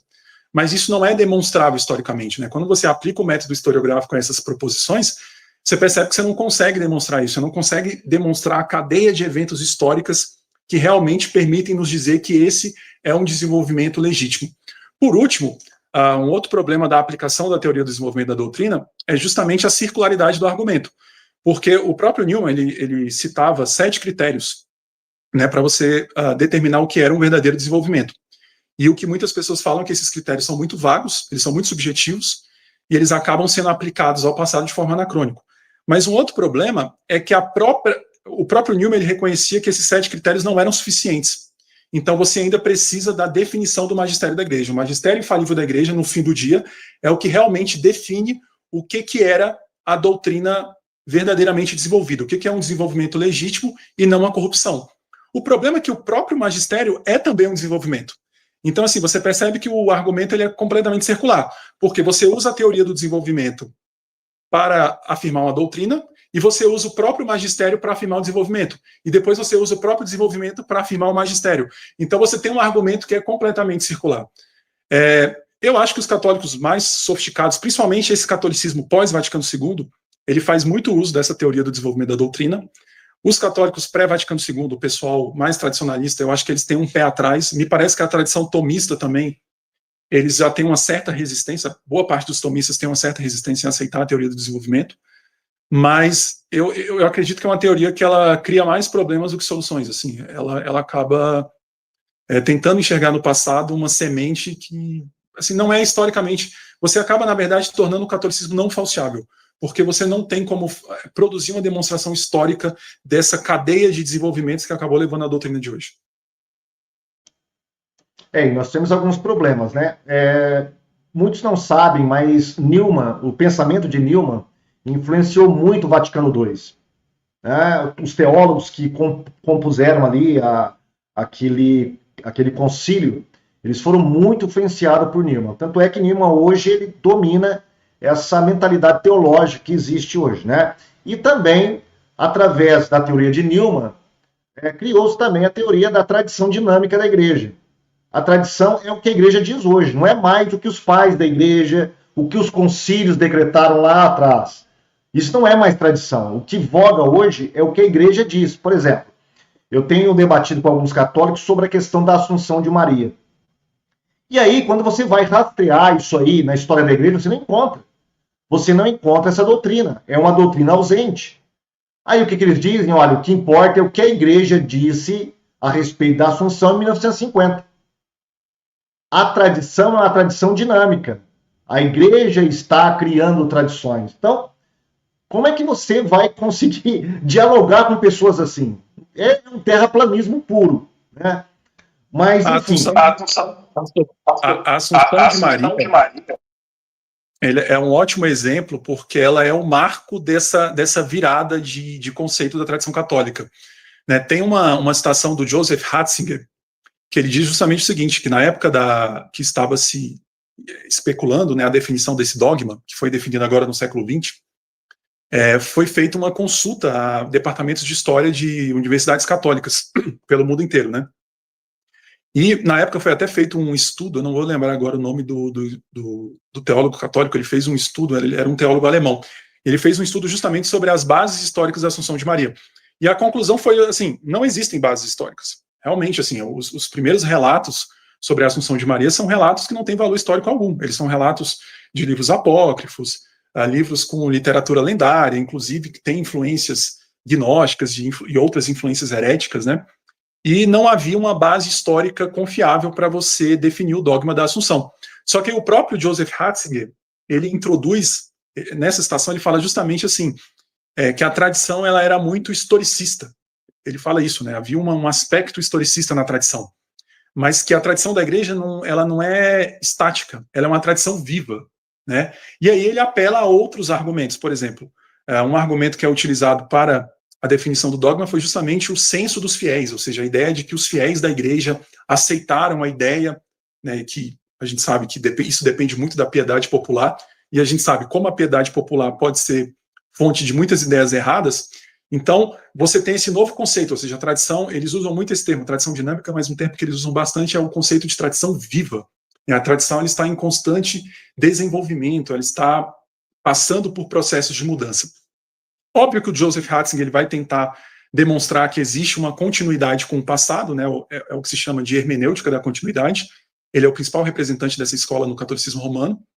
Eu acho que os argumentos em geral são muito ruins, assim, são um anacronismo puro mesmo, é você projetar o presente no passado, né, você realmente partir de pressupostos muito equivocados, mas isso gera outros problemas, né, e é por isso que geralmente os tradicionalistas mais radicais, eles geralmente têm um problema com Newman, muitos chamam ele de modernista, né, e tem um problema com essa ideia, é justamente por isso, você nunca sabe quando o dogma está pronto, porque nada impede que um dogma, por exemplo, que foi definido no século XIX, eu vou pegar um exemplo porque eu terminei a leitura de um livro do cardeal Casper, e ele fala justamente sobre a questão da infalibilidade papal, né, como a infalibilidade papal é uma barreira para uma reunião do catolicismo romano com a ortodoxia oriental. E assim, uma das coisas que ele defende é justamente que a igreja ela continua a reinterpretar o dogma da infalibilidade papal. Ele fala nesse livro que o dogma, quando foi definido no século XIX, ele tinha uma ênfase muito ali devido aos distúrbios daquele século, né, a questão da Revolução Francesa, a questão de outros problemas, fez com que a igreja adotasse um aspecto bastante jurídico, né, em que o Papa é apresentado como um soberano praticamente absoluto. Mas o próprio Concílio Vaticano II, ele já desloca um pouco a ênfase do dogma e ele já passa a enfatizar mais o aspecto colegial da igreja, né? Inclusive, faz parte do espírito do Vaticano II essa ideia da sinodalidade. A gente tem, por exemplo, teve recentemente o Sínodo da Sinodalidade, que é justamente essa tentativa de você tornar a Igreja Católica mais colegiada, tornar a Igreja Católica mais sinodal, você aumentar a participação dos leigos na Igreja Católica. Então você percebe, e o cardeal Casper ele afirma nesse livro, que o próprio dogma da infalibilidade papal ele está sendo reinterpretado. Pode ser que daqui a alguns séculos o que o catolicismo romano vai chamar de infalibilidade papal é algo substancialmente diferente daquilo que foi definido no século XIX. Então você nunca tem uma estabilidade da doutrina. Quem também fala muito sobre isso é o Raymond Brown, que é um autor que eu gosto de citar bastante, porque ele é considerado um dos maiores comentaristas bíblicos católicos do século XX. Ele é muito referendado dentro da academia católica, e ele fala justamente isso. A igreja ela nunca chega e diz assim, estou mudando a doutrina, até porque ela não pode falar isso, né? Ela começa a reinterpretar, ela começa a abandonar significados que foram muito presentes no passado e ela começa a dar novas ênfases de uma forma que o passado começa a ser deixado de lado e aí você começa a ter uma ênfase completamente nova. Então, o Concílio Vaticano II, essa disputa que existe hoje nessa questão do Concílio Vaticano II, ele foi uma expressão disso, ele é uma reinterpretação dos dogmas da Igreja Católica. Você pega, por exemplo, o dogma de não há salvação fora da igreja. Eu gosto muito desse dogma porque ele é muito didático.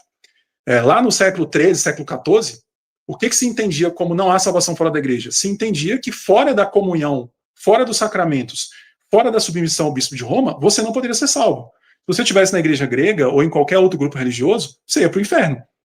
O Vaticano II reinterpreta, ele mantém o slogan, né? Isso que é interessante, ele continua afirmando não há salvação fora da igreja, mas o significado que ele atribui ao slogan é substancialmente distinto. Ou seja, hoje, até mesmo um ateu, até mesmo alguém que não confessa a Cristo, pode ser salvo. De alguma forma, ele continua sendo salvo através da igreja, mas no sentido radicalmente distinto do que foi dito no passado. É por isso que, assim, nessa controvérsia do Centro Dom Bosco, eu entendo por que o Centro Dom Bosco se opõe ao Concílio Vaticano II, porque realmente é uma ruptura com a tradição católica, só que, ao mesmo tempo, o Centro Dom Bosco e outros católicos tradicionalistas, eles acabam enfrentando um paradoxo.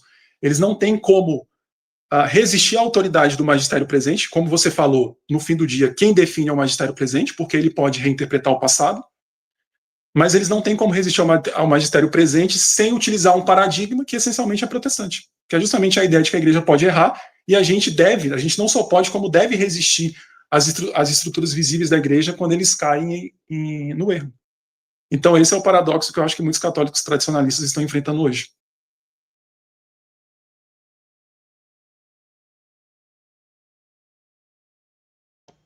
Legal, eu estou vendo aqui uma pergunta da Nádia.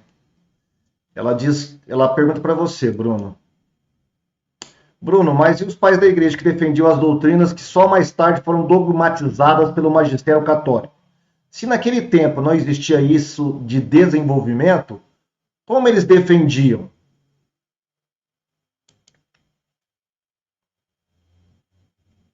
Então, a gente acabou de citar um exemplo aqui, né? Eu sei que o exemplo que a gente citou até vai desagradar alguns protestantes, mas a questão do batismo infantil. né? Você pega o caso de Agostinho. Agostinho, ele não tinha acesso a fontes históricas ou a uma visão geral da história como a gente tem hoje. E ele acreditava que o batismo infantil tinha sido praticado pela igreja desde sempre, inclusive vendo nisso uma evidência de que era uma prática apostólica. Só que a pesquisa histórica, ela evolui, a gente tem hoje novas evidências, inclusive a gente tem evidências que ele não teria, que o próprio Agostinho não teria acesso, de que o batismo infantil ele passou a ser praticado ali a partir do final do século II. Muitas doutrinas, por exemplo, que os pais da igreja defendiam, eles defendiam com base numa má interpretação da Escritura. Eu vou citar um exemplo. Você tinha uma escola de interpretação bíblica que se chamava Escola de Alexandria. E uma das características dessa escola de interpretação era justamente o uso, né, eu diria que um abuso e um uso muito excessivo da metáfora. Então, eles, usando esse método de interpretação que usava muito a alegoria, a metáfora, a tipologia, eles conseguiam enxergar doutrinas na Bíblia usando textos assim, que a gente vê que eram uma forçação de barra. Eu acho que eles eram seres humanos, como todos nós, eles estavam sujeitos aos seus próprios vieses, né, e muitas vezes eles acabavam fazendo uma má interpretação bíblica justamente por uma questão até de método de interpretação bastante defeituoso, né. E havia uma tendência geral também de você acreditar que aquilo que era crido, né, esse argumento, por exemplo, os pais da igreja não tinham essa noção de desenvolvimento da doutrina, mas eles apelavam muito ao consenso, né, a essa ideia de que o que era ensinado numa época sempre foi ensinado. Então, existe uma tendência natural de você universalizar aquilo que é uma crença do seu tempo, principalmente num período da história em que você não tinha métodos históricos muito evoluídos e você não tinha acesso a evidências de fontes que hoje a gente tem acesso. Então, fica até mais fácil a gente julgá-los hoje, mas a gente tem que ter uma certa humildade epistêmica para observar essas questões a partir da perspectiva que eles tinham no período que eles viveram, né? Legal, só complementando aí a resposta do Bruno para a Nádia. Nádia, nenhuma das doutrinas católicas atuais, dogmatizadas, tá, que viraram dogmas, você vai encontrar nos pais da igreja. Por exemplo, o purgatório, nem Agostinho você consegue encontrar o purgatório como é crido hoje e desenvolvido pelo catolicismo. Aliás, a doutrina do purgatório, ela ainda está em desenvolvimento. Eles estão higienizando o purgatório hoje, viu, Bruno? Os teólogos católicos estão fazendo uma higienização do purgatório, porque na era medieval, o purgatório, a maioria deles, pelo menos, criam que o purgatório era de fogo literal, era praticamente o fogo do inferno. Se eu não me engano, acho que Tomás de Aquino falava que era o próprio fogo do inferno que também estava no purgatório. E ali as almas ficavam sofrendo por muito tempo. Era um local. Hoje, através dos papas atuais, do João Paulo II, do Bento XVI, o purgatório mudou. É quase uma Disneylândia espiritual ali. Porque o fogo agora é interpretado como o amor de Cristo. Quem que purifica a pessoa do purgatório? É o amor de Cristo. O purgatório é um ótimo exemplo. Ele é um ótimo exemplo dessa...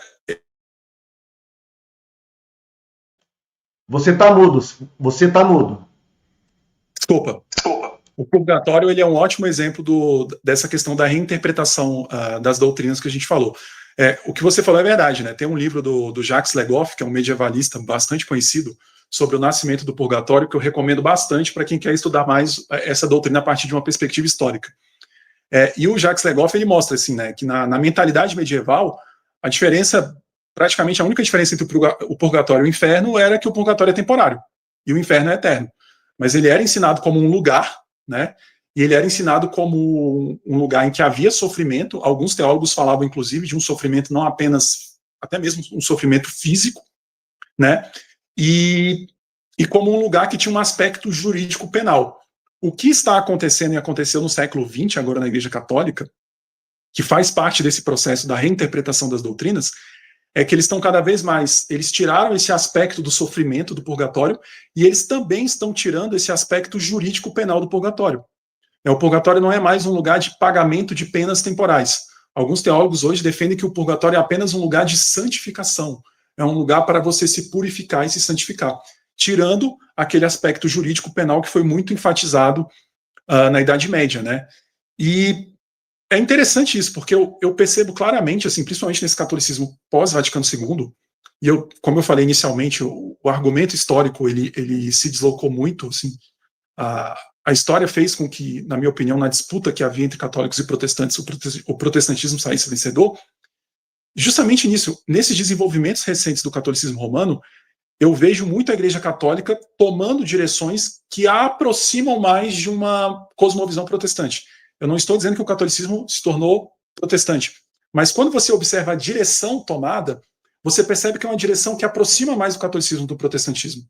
A própria ideia de você tirar o aspecto jurídico penal do purgatório, e isso foi muito baseado naquela crítica protestante de que o purgatório eliminava a suficiência do sacrifício de Cristo.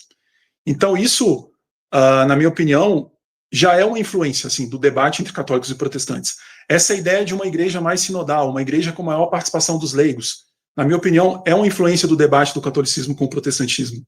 Né? E você teve outros desenvolvimentos, por exemplo. Né, o catolicismo, historicamente, ali no século XIX, os papas eram contrários à liberdade de consciência, liberdade religiosa, liberdade de imprensa.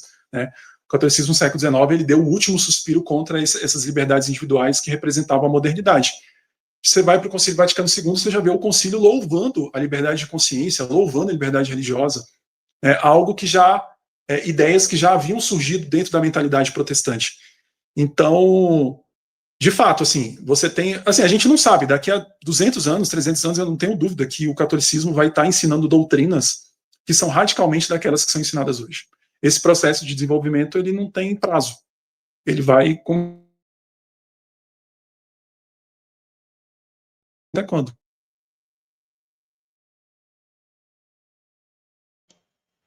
Acho que você... agora voltou. Você tinha travado aqui para mim. Vamos dar prosseguimento, o Bruce, então a gente não acaba a live hoje. Eu quero fazer uma live bem rápida mesmo, tá? Não quero tomar o seu tempo também, e eu também tenho que me recolher daqui a pouco, porque amanhã tem trabalho duro. Mas vamos lá. Eu dividi a nossa live em 3 grandes tópicos. Primeiro, quero falar de história, já falamos bastante sobre história.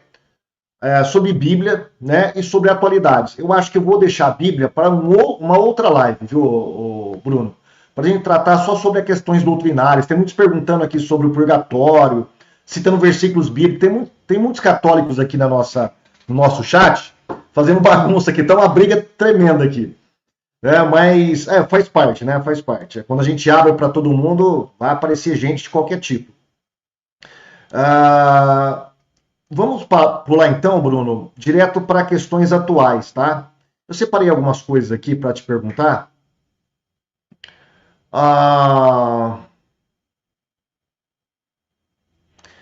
Eu queria te perguntar o seguinte, por que muitos católicos, se bem que você já respondeu de certa forma aí nas suas falas anteriores, mas de onde vem esse ódio que muitos apologistas católicos têm de protestantes? São verdadeiros ódios, porque a gente percebe em muitas falas deles, tá? Em falas privadas, claro, de WhatsApp e tal, que muitos deles desejariam até que voltasse a Inquisição, para que protestantes atuais fossem mandados para a Inquisição. Né? Então você vê que há um ódio tremendo dessas pessoas. E, por outro lado, você vê uma igreja católica atual cada vez mais ecumênica. O Papa Francisco colocou até uma estátua de Lutero dentro do Vaticano. Né? O Papa João Paulo II, Bento XVI, fez elogios a Lutero. Quer dizer, há uma discrepância muito grande. O que crê esse pessoal, que se diz apologistas de uma igreja verdadeira, com o que crê a igreja deles da atualidade. Porque eles estão em dissonância. Então, ao mesmo tempo que eles falam que eles obedecem ao Papa, o Papa é o centro da unidade católica, que eles obedecem à Santa Sé e tal, mas você não vê isso na prática. Porque o Papa fala uma coisa, o Papa tem certas atitudes que são totalmente avessas às atitudes desses católicos de internet. Como que se explica isso, Bruno? Então, é o que eu falei no início. Você tem hoje 2 grandes movimentos. Óbvio que existem subcategorias aqui, não tem como a gente tratar minuciosamente cada um. Mas você tem esse catolicismo que guarda o espírito do Vaticano II, que é mais ecumênico, que tem um diálogo mais caridoso com os protestantes. E você tem esse catolicismo que guarda o espírito ainda do Concílio de Trento, né? A controvérsia recente do Centro Dom Bosco mostra claramente, né, o Centro Dom Bosco, acho que hoje é a organização católica que melhor expressa esse espírito do Concílio de Trento. Então, assim, quando você olha o ambiente... Bruno, desculpa eu te interromper, mas eu acho que é interessante você fazer uma orientação para os nossos amigos aqui. Às vezes a pessoa não sabe, não está por dentro desse contexto que nós estamos, mas existem os tradicionalistas, né, que são contra o Vaticano II, mas são leais ao Papa. Existe os sede-vacantistas, exato, que não concorda com os papas a partir do Vaticano II. Né? Eu acho que seria bom a gente explicar isso para eles, né? Para você ver também como que a Igreja Católica está rachada. Sim, sim, você tem hoje uma controvérsia, uma briga dentro do catolicismo muito grande. Dentro do movimento tradicionalista, você tem desde esses que você falou, que aceitam os papas atuais como papas verdadeiros, mas não aceitam o Concílio Vaticano II. Você tem uma posição mais intermediária, que é a dos lefebristas. Você tem o sede vacantista, que é aquele que diz que os papas, os últimos papas, são papas ilegítimos, né? Eles seriam antipapas. Então você tem uma miscelânea de grupos aí, por isso que eu falei que é até complicado a gente tratar de cada um deles. Mas o que eles têm em comum? Eles têm em comum esse espírito do Concílio de Trento. E realmente, assim, quando você olha o catolicismo que se desenvolveu ali, o catolicismo do Concílio de Trento, que desenvolveu a partir daquele período, é um catolicismo extremamente beligerante. E esse catolicismo, ele está mais presente no ambiente apologético. É visível que o que a gente chama de apologética católica hoje na internet, ela é formada principalmente por pessoas que estão imbuídas desse espírito. E a gente está falando de uma igreja que queimava hereges. Né? Eu terminei de ler recentemente também um livro sobre a pena de morte, que foi escrito por um filósofo católico. Inclusive, a pena de morte é um desses grandes exemplos de contradição do magistério presente em relação ao passado. Né? Enfim, esse livro, o nome do autor é Eduard Feser.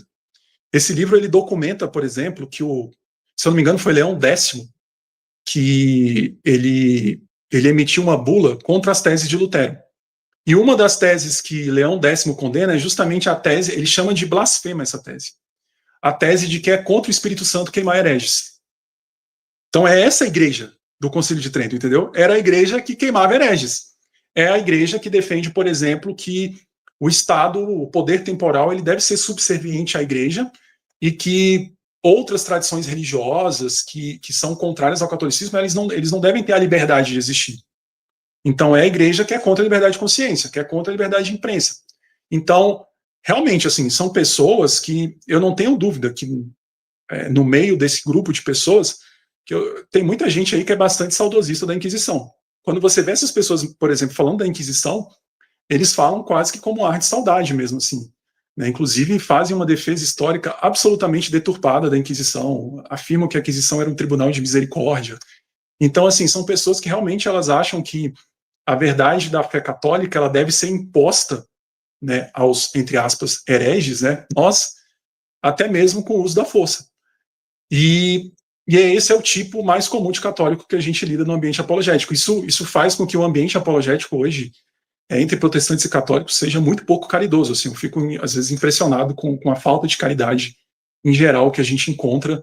Às vezes você encontra um diálogo mais caridoso até mesmo com ateus do que com católicos. Mas isso, felizmente, não é... Assim, quando você olha o clero da Igreja Católica, a maior parte do clero não é alinhado com esse movimento. É um movimento que ele é muito militante, ele é muito beligerante, mas estatisticamente ele é minoritário. Só que como a gente conhece, né, aquela minoria que faz bastante barulho. Ele, de fato, acaba tendo uma presença nas redes sociais muito acentuada. E acaba, na minha opinião, tornando o debate, o diálogo e o debate bastante virulento. Assim. É um péssimo testemunho do cristianismo em geral. Muito bom. Vamos falar um pouquinho, Bruno, sobre... Já falamos sobre essa questão da apologética católica, né? Que para mim é muito pobre a apologética católica atual. É de dar vergonha, a um baixo nível. Eu costumo classificar que existem dois tipos de apologética católica. Tem o pessoal que é mais voltado para para uma retórica mais intelectual, mais educada, que são raros. A maioria dos apologistas católicos é o que eu chamo de deep web da apologética católica, o submundo. Né? E aí usam palavrões, xingamentos, ofensas, enfim, esse nível que está a apologética católica no Brasil. Né? E esse pessoal tem a cabeça voltada para a Idade Média, eles visualizam, idealizam uma igreja que não existe mais. Isso deve ser frustrante. Né? Uma igreja que não existe mais, eles estão totalmente indo em caminhos opostos que está trilhando o catolicismo atual. Mas eles continuam achando que são a verdadeira igreja e que a igreja católica ela é o único caminho que leva o homem até Deus. Né? Se bem que o Papa Francisco disse coisas completamente ao contrário disso. Né? Ele disse que todos os caminhos levam a Deus, enquanto outros papas falaram que fora da Igreja Católica não há salvação. Talvez replicando, né, a fala de Cipriano, mas quando Cipriano disse isso, ele não falou na Igreja Católica Romana do Papa. Ele está falando da Igreja Universal, a Igreja que estava em toda a face da Terra, a Igreja que defendia a ortodoxia, a verdadeira doutrina. Agora, vamos falar um pouquinho sobre conservadorismo. Você acha que trabalhos como o do Brasil Paralelo, ele é um tipo de influência católica transvestida, escondendo ali uma ideologia religiosa do catolicismo para levar pessoas para o catolicismo romano? Ou isso não tem nada a ver? Isso é coisa de fanáticos protestantes? Ou será que tem alguma influência? Eu fiz uma palestra onde eu mostrei, aliás, o professor Lucas Gesta, ele tem uma aula excelente sobre isso. Tá? E ele fez uma live também com o nosso amigo Gabriel Enes, só sobre essa questão da Brasil Paralelo. Né? Mas, na sua visão, você acha que isso está acontecendo? A Brasil Paralelo está tendo alguma influência em conversão de evangélicos para o catolicismo? E se isso está acontecendo, quais são os meios que estão sendo utilizados? Eu lembro dessa live, inclusive eu fiquei um tempo bem distante da apologética em geral, e uma das pessoas que eu não conheci pessoalmente, mas acabei conhecendo o trabalho, foi justamente o professor Lucas Gesta. Eu gosto muito do trabalho dele, essa live dele foi sensacional. Assim, não tenha dúvida, o movimento conservador brasileiro, ele virou um cavalo de Troia, né, porque as bases intelectuais do movimento conservador no Brasil, elas foram lançadas, eu diria que não somente, mas principalmente, pelo Olavo de Carvalho. Né? Ele foi o intelectual mais influente na formação desse movimento. E a gente sabe, né, isso é fartamente evidenciado por pesquisas de opinião, que os evangélicos, né, como grupo sociológico, eles são o grupo mais conservador. Né? Os evangélicos, por exemplo, eles são muito mais conservadores que os católicos. Né? Quando você faz pesquisas de opinião, isso é facilmente demonstrável. E os evangélicos, eles são atraídos por um discurso conservador. O problema desse conservadorismo que se espalhou pelo Brasil e tem o Brasil Paralelo como o representante midiático mais importante, tem outras figuras públicas, outros influenciadores também, é que eles têm essa visão de mundo católica. E quando eu falo visão de mundo católica, é essa visão predominantemente pré-Vaticano II. Se você for ver figuras que dão entrevistas na Brasil Paralelo, que participam dos documentários, você vai encontrar várias pessoas lá que são críticas do Concílio Vaticano II. E como eu disse, é eficiente justamente porque ele é mais sutil e ele é mais indireto. Como ele não se apresenta diretamente como um movimento que visa trazer uma visão de mundo católica e traz esse verniz do conservadorismo, traz essa defesa de pautas conservadoras, acaba atraindo a simpatia de muitos evangélicos. Mas não há dúvida de que no conteúdo você percebe claramente a defesa dessa cosmovisão mais católica, e o resultado prático disso, muitas vezes, né, eu não acho que seja um movimento estatisticamente relevante, mas você acaba tendo, por exemplo, alguns exemplos de conversão que começaram dessa forma. Né? É um movimento que eu acho que a gente tem que ficar de olho. Eu acho que os evangélicos, infelizmente, em certa medida, eles viraram uma espécie de peão do movimento conservador, porque, eleitoralmente falando, não tem como o movimento conservador ganhar as eleições ou aumentar a sua influência política sem os evangélicos, porque é o grupo mais conservador da sociedade brasileira atualmente, mas eu acho que a gente precisa cada vez mais se separar dessas iniciativas que, no fim do dia, eles estão defendendo uma visão de mundo que lá na frente é contrária até mesmo à nossa liberdade religiosa. Eu sei que não se aplica a todos, mas tem muita gente ali que, se tivesse poder, se um dia chegar ao poder e tiver poder para isso, com certeza proibiria a existência de igrejas protestantes no Brasil. Porque essa é a mentalidade predominante entre esses, em boa parte dessas figuras. Então, eu acho que é algo que inspira muito cuidado, né? Eu acho que o protestantismo ele tem que cada vez mais desenvolver uma mentalidade conservadora que a gente já tem de forma, às vezes, até muito intuitiva, mas com uma base intelectual mais protestante, né? Porque, principalmente com esse catolicismo tradicionalista, eu acho que não dá para a gente caminhar juntos, não. Legal, só fazendo aqui um merchandise aqui, mas eu não estou recebendo nada por isso. Mas se você que é evangélico, você está nos assistindo até agora, quer ficar perito, conhecedor de história da igreja mesmo, o professor Lucas Gesta, ele tem uma aula, ele tem um curso de história da igreja excelente. Aliás, são vários cursos, né? Que são excelentes para o seu conhecimento sobre a verdadeira história da igreja. Tá? Inclusive igreja oriental, que pouco se fala hoje aqui no Brasil. Né? Ele tem uma especialidade nisso, então é muito bom.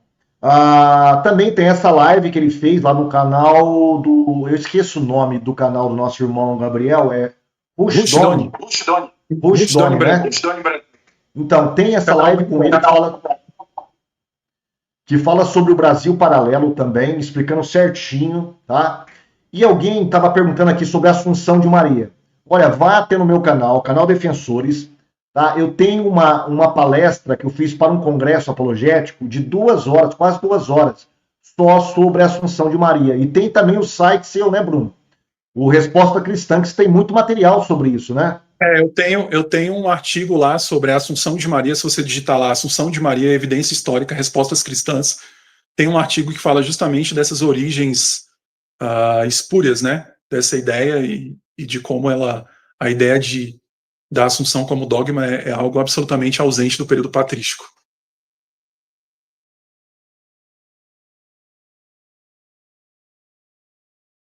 Você está mutado. Você está mutado, irmão. Perdão, estamos caminhando para o final, eu não vou me estender mais.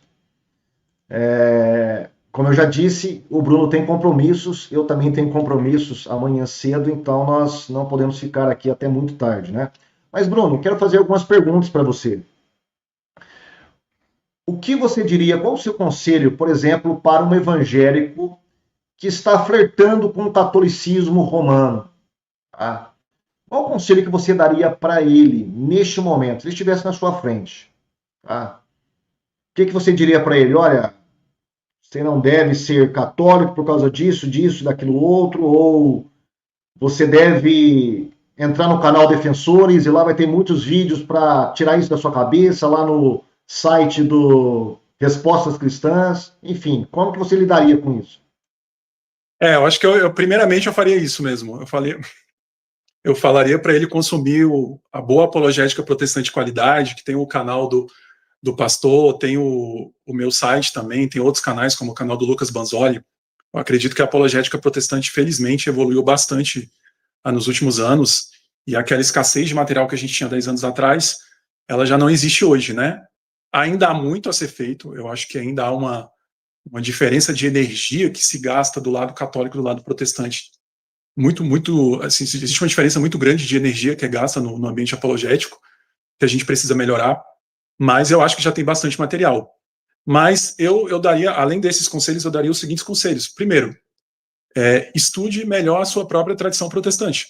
Né? Porque muita gente que acaba abandonando o protestantismo, a gente percebe até pela superficialidade dos testemunhos, que são pessoas que não tinham uma profundidade na sua própria tradição. Né? Então, estude as confissões de fé protestante, estude os grandes teólogos protestantes, os grandes exegetas protestantes, tem muito livro de exegese bíblica.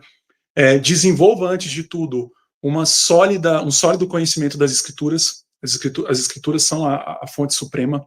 Então, muitos argumentos que você vê puramente por uma exegese bíblica bastante defeituosa, né? Em segundo lugar, se você está confuso em relação a argumentos históricos, né, estude a história da igreja a partir de fontes acadêmicas, né? Você não pode tomar uma decisão tão séria, você não pode tomar uma decisão de uma importância tão grande com base em literatura apologética de má qualidade. Então você precisa, de fato, ter uma maior profundidade na história da igreja a partir de fontes confiáveis, de fontes fidedignas, né? Estude a partir de fontes acadêmicas. A gente está sempre recomendando livros, né? Os meus artigos sempre citam livros. Não leia apenas os meus artigos, compre os livros, leia os livros, né? Em último lugar, eu diria que você tem que ter uma consciência do que é se tornar católico romano. E aí eu gostaria de lembrar do testemunho do C.S. Lewis. O C.S. Lewis, ele era muito questionado justamente por que ele não se tornava católico romano, até porque o C.S. Lewis, ele era muito ecumênico, e ele tinha muitos amigos católicos, né? E ele desenvolve uma série de argumentos. Um dos argumentos que ele afirma é justamente o fato de o catolicismo romano ter doutrinas. Ele cita, por exemplo, a infalibilidade papal, a Imaculada Conceição e outras doutrinas que não faziam parte do cristianismo primitivo. Mas ele desenvolve um argumento que eu acho muito importante, que ele diz justamente o seguinte: para aderir ao catolicismo romano, não basta você apenas concordar com tudo que a igreja já ensinou, mas você precisa concordar de antemão com tudo aquilo que ela ainda vai ensinar. E isso é extremamente sério à luz do que a gente mostrou aqui, né? Que os dogmas, eles estão num processo vertiginoso de reinterpretação e desenvolvimento. Então, ele diz justamente isso, né? É como você dá um cheque em branco para a igreja. E ele não estava disposto, de forma intelectualmente sadia, a fazer isso.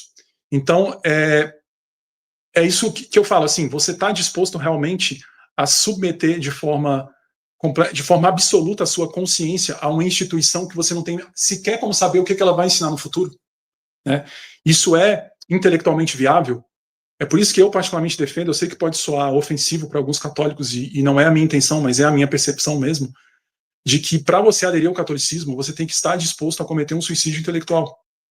Porque ainda que a sua consciência, ainda que a análise das evidências, a análise da história, ainda que a análise bíblica diga que a Igreja Católica ensina ou pode passar a ensinar doutrinas que são completamente contrárias ou à tradição, ou à Bíblia, ou à história, você ainda assim precisa submeter a sua consciência à Igreja Católica. Será que realmente você está disposto a submeter a sua consciência a tal ponto? Tem como você ter uma fé realmente verdadeira, uma fé genuína, em que você precisa simplesmente suplantar o Tribunal da Consciência? Será que tem como fugir do Tribunal da Consciência? Então eu deixo aí essa reflexão do C.S. Lewis e faço, assim, esse conselho de que uma decisão tão importante não pode ser tomada com base em fontes tão, como a gente vê frequentemente, fontes tão superficiais, e principalmente conheça mais sua própria tradição. Eu acho que falta confessionalidade no meio evangélico, falta estudar os próprios teólogos. Então, antes de você cruzar o rio, conheça melhor a casa onde você já está.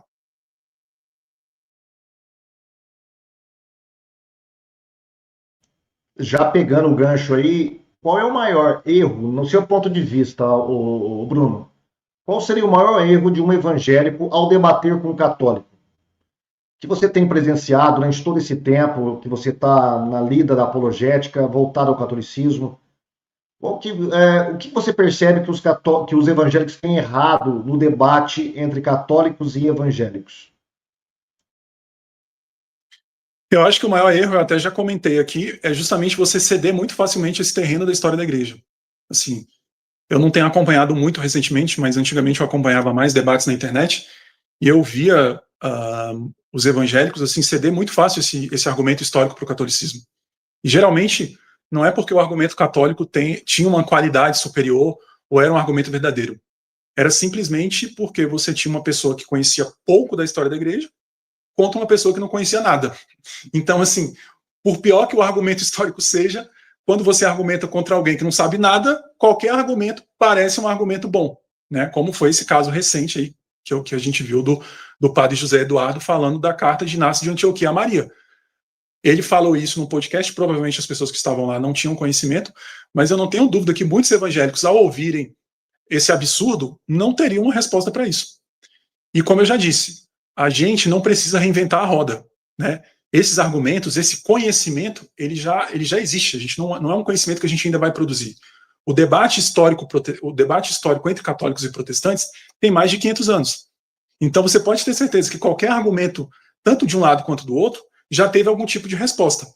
Então, eu acho que a gente precisa se preparar melhor, principalmente nesse campo da história, e não ceder facilmente a essas leituras dos pais da igreja, que são carregadas de toneladas de premissas totalmente equivocadas. Rapaz, e coloque equivocadas nisso, hein? Eu estou trabalhando naquele vídeo do Lucas Lancaster, o terceiro vídeo dele, é uma série de 4 aulas sobre o papado. E eu estou refutando partes por partes. Rapaz, mas eu fiquei, assim, decepcionado com ele, porque ele se apresenta como uma pessoa, ele é uma pessoa educada, mas ele se apresenta como uma pessoa intelectual, ele escreveu livros volumosos sobre algumas partes da Igreja Católica, tal, um tema ali em particular. E eu pensei que ele seria uma pessoa, pelo menos, assim, mais preparada. Mas as citações que ele faz, principalmente nesse último vídeo meu que eu refuto ele, que ele fala sobre Tertuliano, eles citam a fala de Tertuliano, aquela fala que Tertuliano diz sobre o bispo dos bispos. E ele cita pontífices máximos, né? E o Lancaster, ele cita isso como se fosse uma profissão de fé de Tertuliano no primado de Roma, quando Tertuliano está fazendo uma ironia. Aí você percebe que a pessoa, ela nunca leu aquela carta. Ela nunca leu a obra de Tertuliano. E ela está citando isso com uma convicção tão grande que aquilo lá é uma prova do papado, que quem assiste, um protestante, por exemplo, como você disse aí, que não é muito afeito aí à história da igreja, não gosta muito, né, de estudar história, ele olha e fala assim, puxa vida, Tertuliano, ele acreditava realmente que o Papa era o bispo dos bispos, o bispo romano. E quando você vai ler na íntegra, no contexto, por isso que eu falo, né? Conhecer o contexto da história é deixar de ser católico. É deixar de ser católico. Porque quando o católico cita a história e você vai no contexto, vai observar, e você vê que não é nada daquilo que ele está citando. Com raras exceções, claro, com raras exceções. Hoje em dia, assim, você falar no papado no século II, século III, assim, você falar que pais da igreja, que não o próprio bispo de Roma, acreditavam que o bispo de Roma tinha essa primazia jurídica universal, isso, assim, do ponto de vista acadêmico, não tem nenhuma sustentação. Você pega os acadêmicos, mesmo os católicos, a gente troca muitas figurinhas, né, entre autores, entre livros católicos, você pega Klaus Schatz, Robert Eno, William Ladoux, Eamon Duff, né, o próprio Raymond Brown, que não é um historiador, mas ele acaba muitas vezes entrando no campo da história. Se você lê os livros escritos por esses historiadores católicos romanos, são padres. Recentemente eu descobri um novo autor que tem inclusive um livro só sobre Cipriano e a questão do papado, que é o Geoffrey Dunn, que é um australiano. Então, assim, você pega o que eles falam sobre essas citações, eles claramente dizem que essas citações, assim, elas foram usadas de forma muito descontextualizada. E essa citação de Tertuliano, ela tem um outro problema. Além do fato de que Tertuliano estava ironizando, né, a pessoa a que ele estava chamando de pontífice, ele estava se opondo ao fato de que esse bispo estava adotando práticas muito relaxadas em relação às pessoas que cometiam pecados. Existe também uma boa quantidade de autores que defendem que ele não estava se referindo sequer ao bispo de Roma, mas ele estava se referindo ao bispo de Cartago. E é uma questão controversa, tá? Não existe um consenso historiográfico a respeito disso. Mas até mesmo a ideia de que ele estava se referindo ao bispo de Roma é uma ideia pelo menos controversa. Mas ainda que ele estivesse, na verdade ele está negando. Ou seja, quando ele usa o título de forma irônica, ele está justamente negando a ideia de que há um bispo dos bispos. E mais um pouco à frente, décadas depois, Cipriano de Cartago também, na controvérsia sobre o rebatismo, né, dos que vinham de grupos heréticos, também vai negar essa ideia de um bispo dos bispos. E a gente vê, assim, várias páginas apologéticas usando Cipriano como uma testemunha do papado, sendo que qualquer manual de história do papado, ou outros livros de história da igreja que você observa, eles citam Cipriano justamente como um exemplo de como, muitas vezes, a igreja de Roma, quando ela tentou se impor à igreja norte-africana, ela foi resistida. Muito bom, muito bom. Essa última questão que você abordou aí, sobre a controvérsia, se estava falando sobre o bispo romano ou não, ou algum bispo de Cartago, eu trato no meu vídeo também. Mas, enfim, já estamos com, deixa eu ver aqui, Meu Deus do céu, quase 2 horas de live. Eu não queria que chegasse a 2 horas. Vamos chegar ao final, então. Já chegamos no final, né? Vamos terminar a nossa live. Eu acho que o pessoal tem gostado. Meu Deus, já tem 141 comentários e aumentando cada vez mais. O pessoal está brigando aqui no nosso chat. Tem um monte de católicos aqui falando um monte de coisas, os evangélicos também falando e tal. Mas eu quero agradecer a presença de todos, seja católicos, evangélicos, aqueles que vieram sinceramente para aprender na live, outros para tirarem suas dúvidas e outros só palpiteiros também. Sejam os palpiteiros, sejam aqueles que estão aprendendo. Obrigado aí pela sua audiência, por participar também, tá? Deus abençoe a vida de cada um de vocês. E não vai ficar só nisso não, viu, Bruno? Nós vamos fazer outras lives sobre outros temas de catolicismo, tá? Espero que... Eu prometo que eu vou estar com um aparato tecnológico melhor para ter uma qualidade melhor da transmissão. Ah, legal, com certeza, com certeza. Tá? Então, já finalizando, Bruno, deixe as suas palavras finais aí para os nossos ouvintes, para o pessoal que está participando, aqueles que irão assistir também essa live também posteriormente. Quais são as suas palavras finais para todas essas pessoas que nós discutimos aqui de modo geral? Eu queria agradecer, né, pelo convite feito pelo pastor, né? Agradecer ao pessoal que nos ouviu. Eu sei que a questão da história da igreja suscita muitas dúvidas. Como eu disse, é um assunto que ele é complexo, então você não vai aprender da noite para o dia. Mas eu recomendo aí que você visite o meu blog, o blog Respostas Cristãs. Eu também estou com uma página no Instagram agora, @respostas_cristãs, também, que eu estou distribuindo material ali de uma forma mais concisa, né, fazendo slides para o Instagram. E eu também estou com um canal no YouTube também, Respostas Cristãs também. Ainda tem pouco vídeo, só tem um vídeo, na verdade. Eu comecei agora, ainda estou me melhorando a minha infraestrutura até, né? Tô criando uma infraestrutura para poder fazer mais vídeo, mas eu pretendo lá tá sempre divulgando material com essa ênfase mais na questão da história da igreja, que eu acho que vai ser de edificação para todos. Peço que o pessoal se inscreva e estamos juntos, estou disponível para quem tiver dúvidas, para quem quiser dialogar. Enfim, nós estamos aqui realmente para edificar uns aos outros e para realmente defender a causa de Cristo. E é isso, eu agradeço e que todos fiquem na paz. Legal, legal. Eu que agradeço, viu, Bruno? Obrigado aí pela sua presença, pela aula que você deu aí de conhecimento histórico, os irmãos que participaram. Enfim, chegamos a mais uma live, né? Eu não costumo fazer muitas lives, eu escolho, assim, algumas lives para a gente fazer, mas obrigado pela presença do Bruno, pela presença de todos, e fique com Deus e até a próxima live, que nós traremos aqui, com certeza, outras pessoas gabaritadas, especializadas em alguns assuntos, não só catolicismo, mas outros assuntos também, para o elevo e o conhecimento teológico e espiritual para a nossa vida. Fique com Deus. Tchau, gente.